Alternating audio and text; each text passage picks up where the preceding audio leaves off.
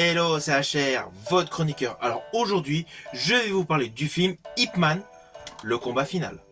Avant cela, n'oubliez pas, vous pouvez me suivre sur Facebook, Twitter, Instagram. Si vous n'êtes pas abonné sur ma chaîne YouTube, pensez à le faire. Pensez à la petite cloche pour les notifs. Let's go!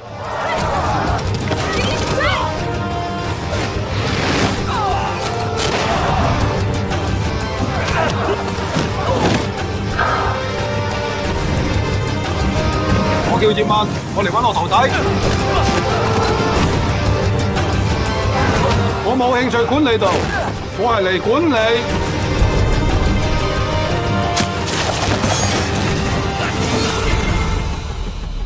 Alors vous le savez, je suis fan du cinéma chinois. Au vu de mes vidéos, vous avez pu constater que je suis fan de l'ensemble des films qui ont été tournés autour du personnage Ip Man. Oui, lorsque je dis Ip Man ou Yip Man, cela dépend de la prononciation. Principalement, ce personnage est connu du grand public grâce à la très bonne saga avec Donnie Yen dans le rôle titre. 咏春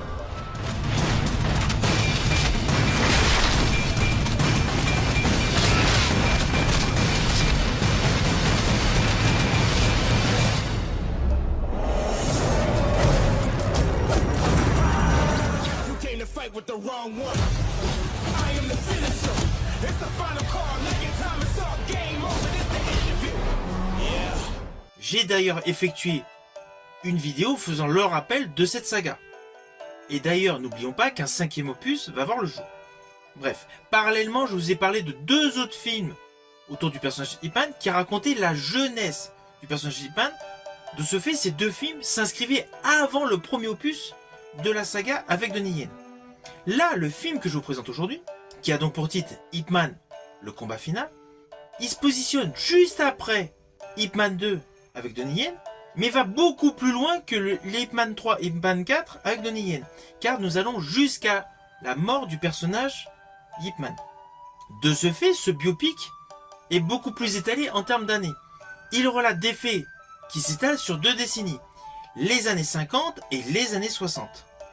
Alors d'un côté, donc, il y a la reprise de certains éléments, avec justement la mort de la femme du personnage Ip Man, l'évolution de l'apprenti Bruce Lee par le biais donc d'informations et de journaux, et une autre histoire évidemment qui se développe pour nous présenter les derniers grands moments de vie de ce personnage emblématique. En fait, ce film est plus raconté par son fils.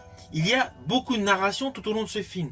Ce film a certes la présentation du Wing Chun, avec de belles démonstrations de Kung Fu, mais ce n'est pas l'atout principal de ce film. Ce film est davantage dans l'émotion. D'ailleurs, pour être un peu plus précis, voici l'histoire. Alors donc, nous sommes en 1950, donc, dans le Hong Kong d'après-guerre, et justement, le légendaire maître de Wing Chun, c'est-à-dire Ip Man, s'installe à vivre une vie paisible, mais bien évidemment, le côté paisible va se retrouver perturbé, et une fois de plus, il va mettre son talent au service de la justice. Mais alors qu'il tente de mettre un terme au défi entre écoles de kung-fu rivales, il va se retrouver aux prises avec de dangereuses triades. Forcément, vous vous doutez, il va devoir faire un grand combat par rapport à un grand méchant. On va pas se mentir, au début du film, lorsque l'on voit un personnage avec des balafres, on se doute qu'il va y avoir un grand combat avec celui-ci. Mais en dehors de ce postulat, il y a beaucoup d'arcs narratifs qui se dégagent, et essentiellement des notions de famille, des notions de maladie, des notions d'utilisateurs d'opium, de corruption, et essentiellement de la nostalgie. Alors ne vous inquiétez pas, vous me connaissez, je ne spoil jamais. Je dirai pas plus loin sur les lignes scénaristiques de ce film. Mais sachez que ce film est davantage ancré vers un registre de mélancolie. L'interprétation d'Anthony Wong est totalement authentique et extrêmement respectueuse. Elle est tout en finesse, tout en douceur. Je pense principalement au personnage de la Dame du Nord, comme elle est nommée par le fils du personnage Ip Man. Tous les adultes vont comprendre la fonction de cette femme. Mais justement, dans ce film, il y a beaucoup de sous-entendus, mais il n'y a rien de franchement dévoilé. Et justement, c'est tout en finesse. Et je rajouterais que cela rajoute une dimension de sagesse et essentiellement de respect. Alors justement, ce côté respectueux peut par moments paraître soporifique. On va pas se mentir, contrairement au film survitaminé avec l'acteur Donnie Yen, celui-ci paraît contenir beaucoup de longueur.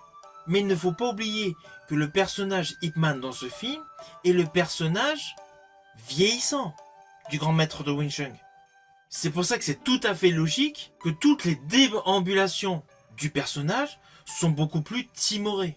Mais cela n'empêche pas qu'il y a de petits moments, de petits instants survitaminés. Je pense principalement à une scène où le personnage Ip Man se met debout sur un journal posé au sol. Il demande à un adversaire d'essayer de le faire basculer de cette feuille de chou. Celui-ci contre toutes les attaques de son assaillant uniquement avec les bras. Cette scène est spectaculaire.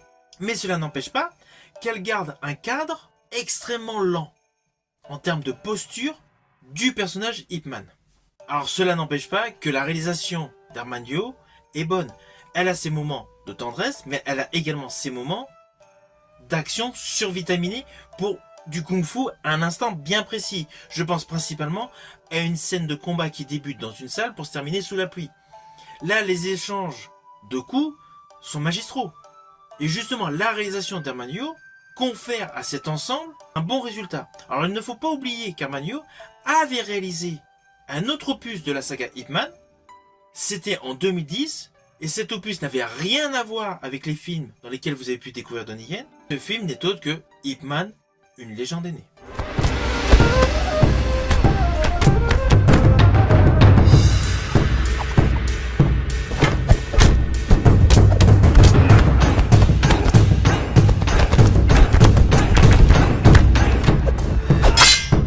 Alors toujours concernant la réalisation d'Herman Yeo, il a réalisé d'autres films dans d'autres registres qui sont selon moi un peu plus survitaminés. Je pense principalement à ces deux thrillers, ces deux polars d'action avec Andy Lau, Shockwave. Si vous les avez vus, forcément vous comprendrez que sa réalisation peut être survitaminée pour certains plans séquences.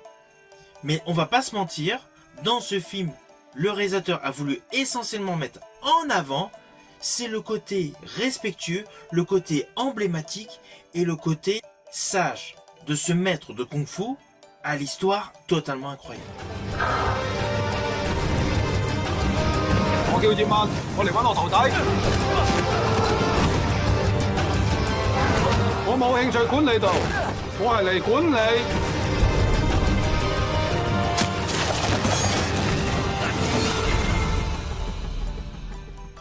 Alors naturellement, c'est un film que je vous invite à découvrir. Vous pouvez le voir par le biais de supports physiques comme moi, via DVD ou Blu-ray, ou vous pouvez tout simplement le découvrir par le biais de plateformes de streaming, bien évidemment légales, afin de découvrir une page supplémentaire sur ce personnage emblématique autour du Kung Fu. Si ma vidéo vous a plu, n'oubliez pas, petit pouce vers le haut, pensez au partage. Quant à moi, je vous dis à bientôt pour une prochaine vidéo.